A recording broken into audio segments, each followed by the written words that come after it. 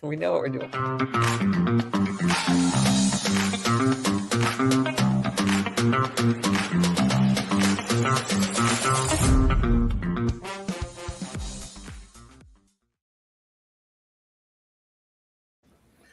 Welcome to the Nehemiah Business Life Cycle podcast. I'm your host, Patrice Tsague. Listen, we just came off of the day one of the Nehemiah Business Summit. This is our summit week, if you will. It used to be called Nehemiah Week for some of you guys to remember. So day one today was the Kingdom Business Tour. If you were not there, you missed it. That's all I got to say. But stick around because we're going to do a little recap, help you just catch up a little bit. And then day two, tomorrow will be the Nehemiah conference. Susan and I are glad we're not emceeing that. We thank God for Martha and her husband who got Jim? that on. We used to do a marathon all the way through. It used to be 5 days, actually. Now we just got 1 day. We're so glad to do it. So Martha and Jim, kudos to you guys. We're passing that ball to you guys. We're going to have great speakers tomorrow. We'll be speaking as well. And then on Friday, which is day 3, on Friday is our International Business Plan Competition, where the U.S. hopes to retain the trophy. Kenya wants it back. And of course, we got Bulgaria, who wants it so that Europe can be listed as the winner for the first time. Well, guys, if you did not sign up, right now, just register. Go to NehemiahE-Community.com, go to the event page. There you can sign up and join us tomorrow. Susan, thank you. This is, I think, you and I started doing these during COVID, I believe it was, right? Right, 2020. And we are, I think, 6 years. It's been 6 years in a row. We're getting a rhythm. And you know what's fun is that every single business tour is like an insight into seeing this idea we all talk about, biblical entrepreneurship, live. I mean, each one with different industries, different size business, different languages, different parts of the world. It lives out what we talk about all the time. And it's, you never get off without having a few aha moments. So let's share let's compare notes. Let's do it. So to give you honest in a little bit of perspective. So we've done 6 of these, you and I both. We average about 5 businesses. We had 4 this time. So about 5 normally, so 4 to 5. So that's over 35 businesses over the years, not to count the physical, because we don't repeat them, at least for this virtual one and done. Mm-hmm. And so with that in mind, we're going to kind of walk you guys through, all right? We first kick off our day with prayer. So guys, if you sign up for this, join the pre-morning prayer. An opportunity to intercede. Nehemiah, in the book of Nehemiah, he began with prayer, and that's where we get that from, right? That's our namesake, begin with prayer. This is where we're interceding for each other, for the conference, for the event. And by the way, it's a great place to come to even cultivate a habit of prayer. So let's start there. The importance of prayer in midst of this whole kingdom assignment. What are your thoughts? Well, let's just start with a theme and why this is so important, right? The theme this year is this idea of Kairos, a call to leadership. And for those of you who are not tuned into Greek this week, Kairos, the word for time in Greek has 2 dimensions. There's chronos, which is sequential time, and there's Kairos, which is this moment, this divinely inspired transformational moment when God places an opportunity to step forward that demands a decision. It's an invitation from God. And so it's not without question that we would start, the prayer is a great place to start in all of this. What was striking me is we started with prayer today, and every single business leader spoke about the value and importance of prayer in their life.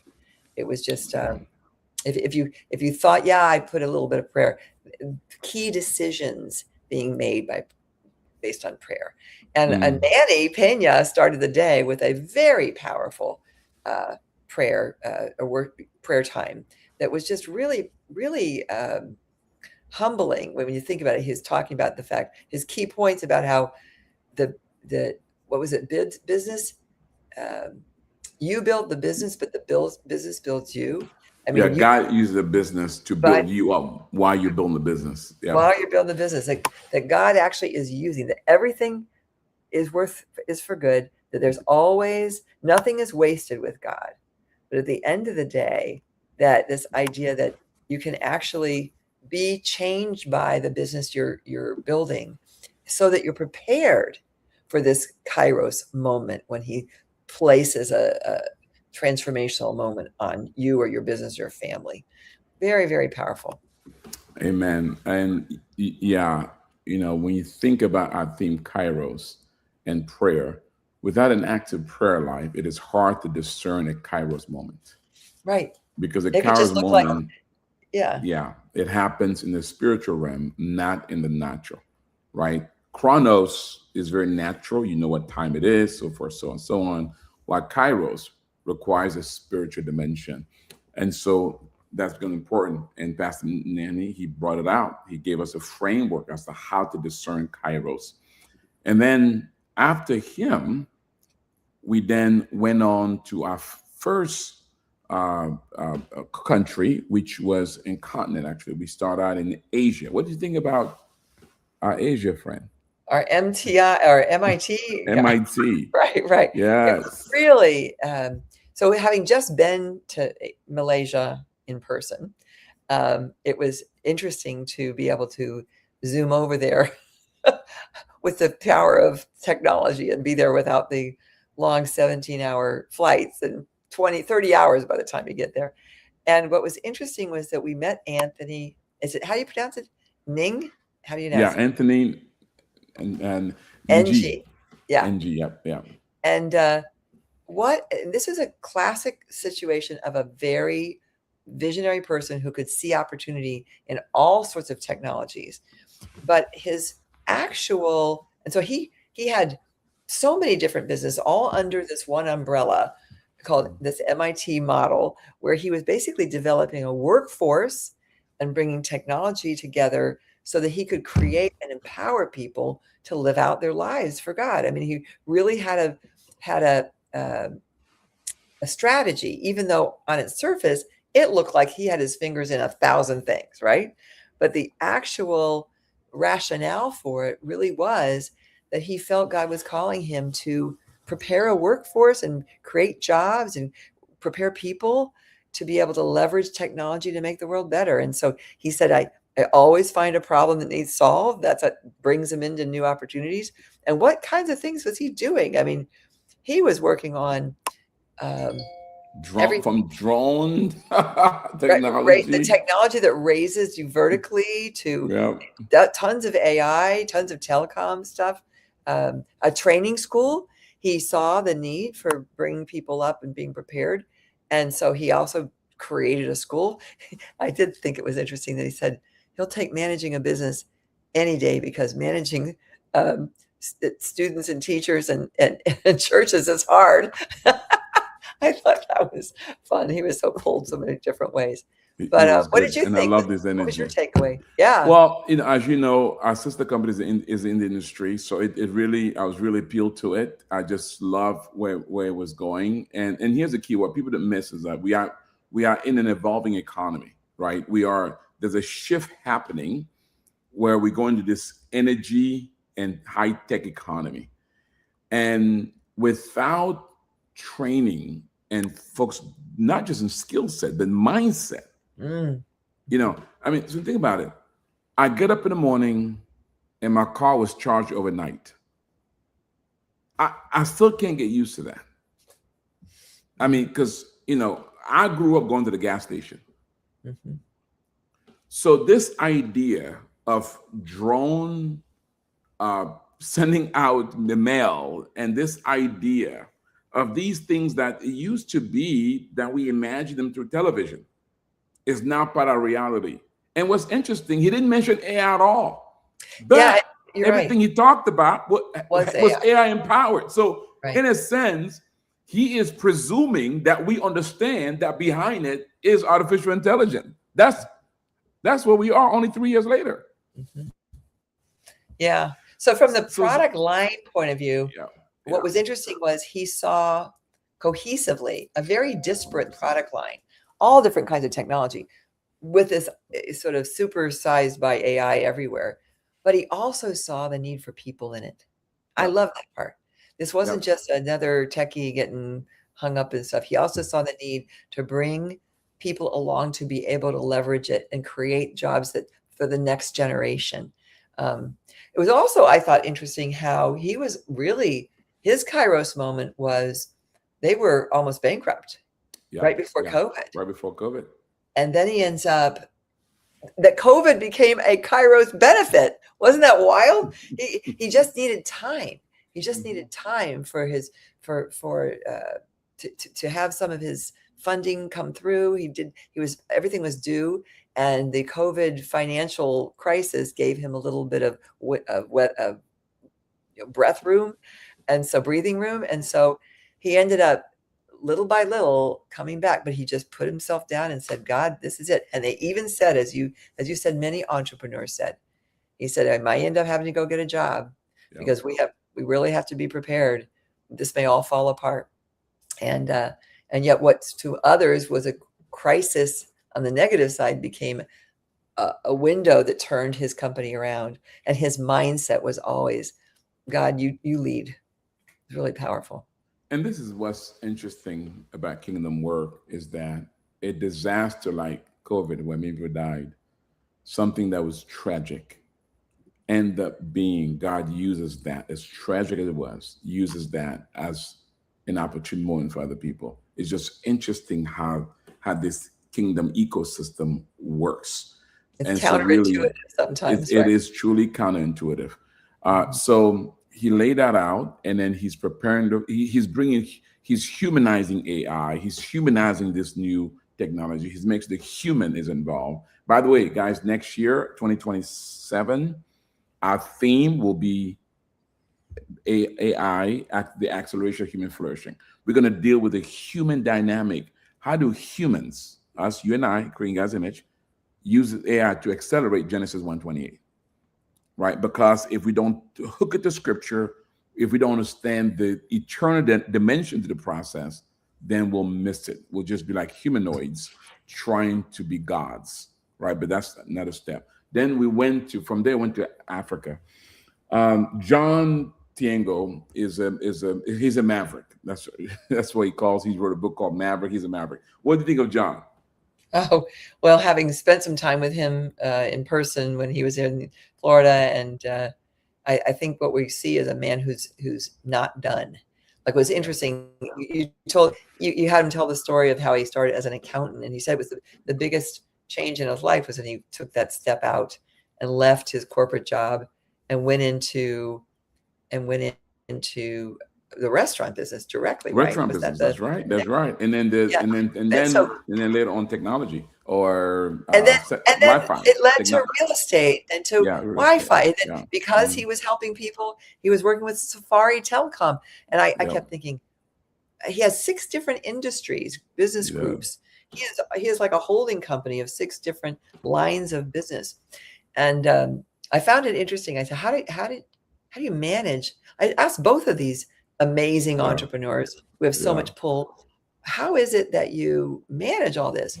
And both of them said their biggest job is to serve their employees, that they really feel as stewards for their employees to ensure that their employees are thriving and that they really are focused on customer service and and out servicing everybody else. And he was a thoughtful person as far as I asked him how he said no to things. And he said, that's an interesting question because, you get invited. He starts with what problem can he solve uniquely? He does that classic case that I always talk about in strategic positioning, figure out the map of everybody in the industry and where's the white space. And he finds white space where he can solve a problem that's not being solved. And then he looks to God and tell him, is this one he should solve? So I thought it was powerful. Yes. I had a chance, I think it was maybe 3 or 4 years, maybe 5 years ago, he hosted us in his home. He had a Nehemiah event in his home. And Susan, the humility of the man, I don't know too many people with a street name after them. Oh, So literally, as we go into his home, there's a street name after him because he built that community. He built a upper and middle class community. He bought the land.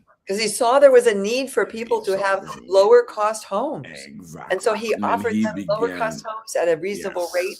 yes, and Right. quality, Yeah. right? This is a giant, the Maverick, I call him. And then, by the way, guys, talking to Susan Schramm, we doing a debrief of day one of the Nehemiah Business Summit, the Kingdom Business Tour. If you've not yet signed up, please do that. Just there's a link right there, or go to Nehemiah E-Community and go to the event page. You can sign up and join us tomorrow for the conference. We'll have an amazing speaker, including Bill Jurgen from Correct Craft. He's now the board chair of that company. How he took it from a failing company to now top 2 in the industry. He's still board chair of that. And then the next day, we're going to have that international business plan competition. That's Friday, where we're going to have U.S. compete against Kenya and Bulgaria. The question we're asking this year is, would Kenya take it back for Africa? Will U.S. retain it? Or will Bulgaria tell both of them, no, it will come to Europe? Come and let's find out. Register right now and join us. The other next person, we then went to one of my favorite couple entrepreneurs to the U.S., David and Katie, and Kaylin, who is Katie Witter. who's their David and first, Katie Witter, as well as yeah, Kaylin, who's their next Kaylin, generation. yeah, who's their first equity partner. So what do you think? Of course, you've been to their office. We've done a physical tour with them. So what are your thoughts on David and Katie Witter? Well, today it was interesting because we think about the differences in the companies we just talked to.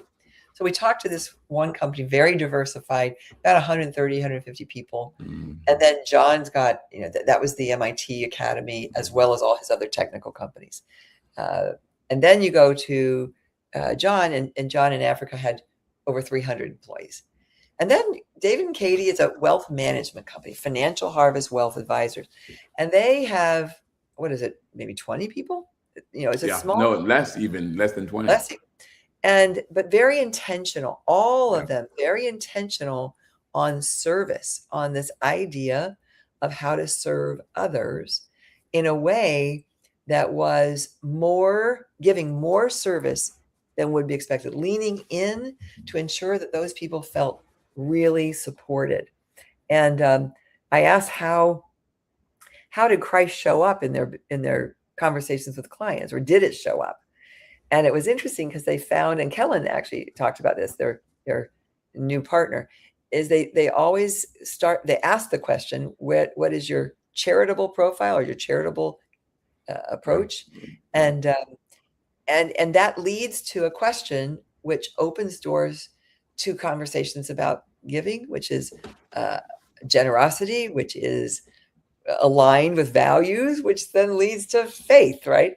And so they have had a very comfortable way of bringing together and serving their clients holistically.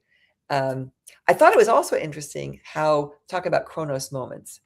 David shared how did he get into this business? He was an engineer studying engineering in college, and his parents were divorced and got divorced. And his mom was very uncomfortable with how she's going to plan for finances for her life. And so he got so serious about figuring this out, solving this problem, that he changed his major, started studying business, and went into this whole wealth management to help people who were uncertain about their futures. And in that process, then with his wife, Katie, they became very focused on having a Christian-based approach to their business, or Christ-based approach to their business.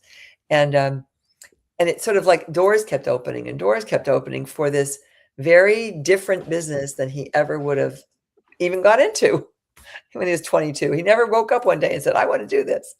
So it's neat how callings work. They don't always work the way you think they're going to work. No, you're absolutely right. It's been just such a delight to watch him. I've watched him move homes twice, go from one to the next. I've watched them go from renting an office to buying a building. I've watched them go from 3 staff to now a little bit close to 15 or so staff. And I think that's a greater joy for what we do here in Nehemiah, Susan, is the opportunity to come alongside these businesses, whatever stage they come in, and just watch them grow. But more important, in their growth, watch them make an impact. And we got a chance to hear the various impact stories through their philanthropy and their generosity and all this stuff. And that wasn't even half of it that they get a chance to do. What makes our members unique and those that we tour unique is that they're here in part because of their impact story, not because of the business. That's just the tool they use for that purpose. The real story is what they're doing for the kingdom, which leads us to our last guest, which was our friend new to Nehemiah. Ricardo is second generation. He's in a different industry altogether in manufacturing. What do you think of Ricardo? So Ricardo Baker Villarreal in Mexico, they've got a real hard, talk about bricks and mortar. They got a real business. It's not services at all. It's shaping aluminum and steel for infrastructure, urban furniture, and lighting. And what struck me was that his from the moment he started talking, it was evident that he and his dad, he said he had sort of a tumultuous relationship with his dad as they turned the business over from his dad to he and his brother. And one day he decides that he's going to give this business to God. He realized in his heart that this business couldn't be just about metal and all these things he did, but there was a bigger purpose. And so he said, I'm going to give my business to God. His wife had encouraged him to, and he just one day said, I'm going to do this. And she said, well, it took you long enough. And then he asked his brother and said, I want to give the business to God. And he said, well, that sounds like a good idea. And then Ricardo says, but you got to talk to your wife because it's going to be a big deal. Because what they do is they make different decisions. Amen. He says, as a result of having given the business over to God as the owner and him as the manager, it means deals that would not be attractive, customers that would not be what he called clean, he would not take.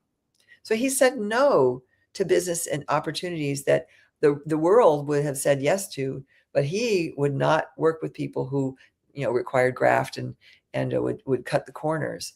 He also he actually prays in his offices and invites his staff to go to mass. And he says to the people who, if you don't want to go to mass, just go back to work. But if you do want to go to mass, go to mass. So I just thought he was so openly thrilled with being a Christian. It was beautiful. Yes.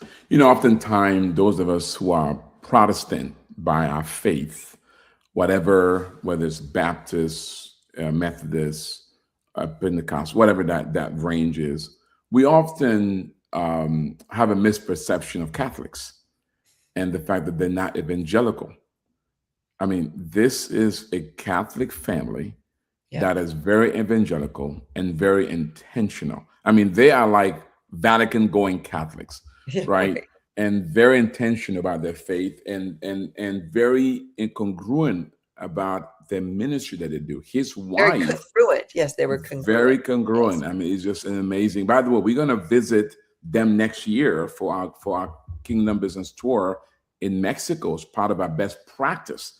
So if you want to join us there, just reach out to our office and say, hey, how do I get involved in the best practice in Mexico next year? You're going to see a Catholic family that is intentional about bringing faith into how they run their business in Mexico and how that's impacting that. That's what I love about them and his wife, the way they approach philanthropy, the way they approach service, the way they approach the gospel, for their staff, for their employees. This idea of clean, think about it. He says, I want clean clients. Yeah, right. I don't just want to I want clean clients. Clients that do not participate in corruption, because they understand in doing so, they are violating a very clear mandate of the faith. It's incredible. The Bible talks about, not the Bible, but the creed, the Nicene Creed, I believe, talk about the unity of the church, right? And actually talking about the unity of the Catholic Church. He wasn't talking about the Catholic Church, the C Church, Catholic, talking about the Church Universal, Right. the unity of the church. This is a great expression of church being expressed, kingdom being expressed, no matter what denomination affiliation you have, and the centerpiece being Jesus Christ himself. Mm-hmm. Well, with that, guys, listen, Susan, as I share our closing thoughts here, what is kind of your overriding closing thought? What challenge do you want to leave our audience here with? That, God is going to pursue you no matter what. And that whatever chapter or season you're in, it's preparation for these moments that you might not have ever planned, but were the moments where you are challenged to lead through a difficult situation or help others or show a way. You leverage all that experience and scars and learnings into a new opportunity.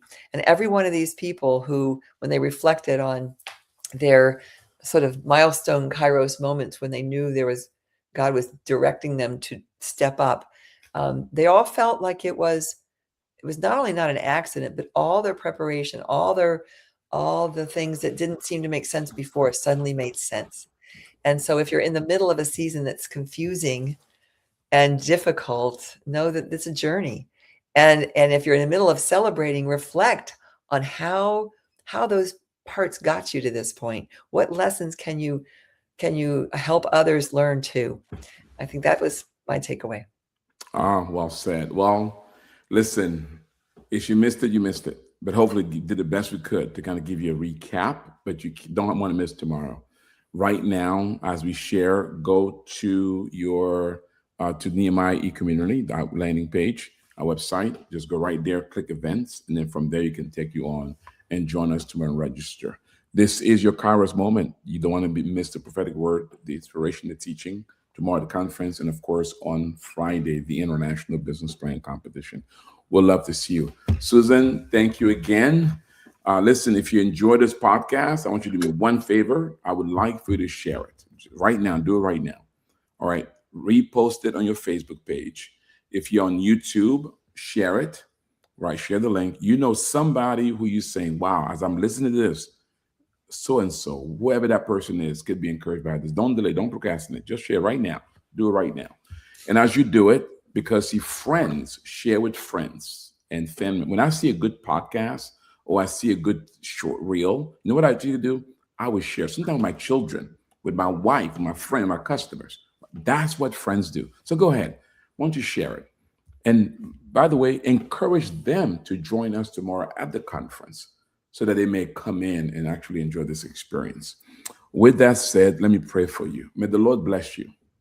May the Lord enable you to steward those talents that are under your care, to steward them in such a way as these entrepreneurs from today demonstrated to us that one day you can hear those wonderful words, well done, good and faithful servant. You've been faithful over a few things. Well, guess what?